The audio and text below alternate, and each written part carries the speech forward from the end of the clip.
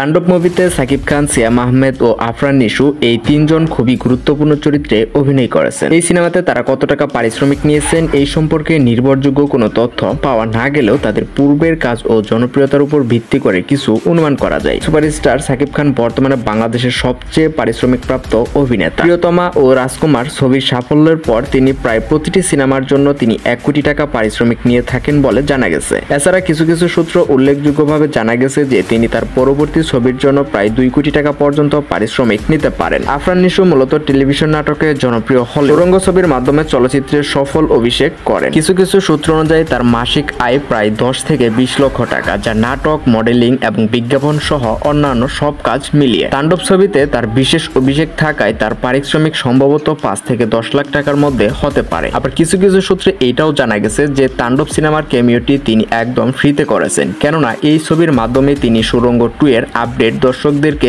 দিয়ে দিয়েছে। সিয়াম আহমেদ বর্তমানে বাংলাদেশের মধ্যে অন্যতম একজন জনপ্রিয় তরুণ অভিনেতা। পোড়ামন 2 ও দহন সিনেমার মাধ্যমে তিনি চলচ্চিত্রে তার নিজের অবস্থানকে শক্ত করেছেন। যদিও তার পারিশ্রমিক সম্পর্কে সঠিক কোনো তথ্য এখন পর্যন্ত পাওয়া যায়নি, তবে তার অভিজ্ঞতা ও জনপ্রিয়তার দিক বিবেচনায় তাণ্ডব ছবিতে ক্যামিওর জন্য তার পারিশ্রমিক 5 থেকে 10 লক্ষ টাকার আশেপাশে হতে পারে। তাণ্ডব মুভিতে আফরান নিশু ও সিয়াম আহমেদ ক্যামিওটি আপনার কাছে কেমন লেগেছিল অবশ্যই কমেন্ট করে জানাতে ভুলবেন না। তো আবার দেখা হবে পরবর্তীতে অন্য কোনো নতুন ভিডিওতে। ততক্ষণ পর্যন্ত সকলে আমাদের এই চ্যানেলটিকে সাবস্ক্রাইব করে আমাদের সাথে থাকুন।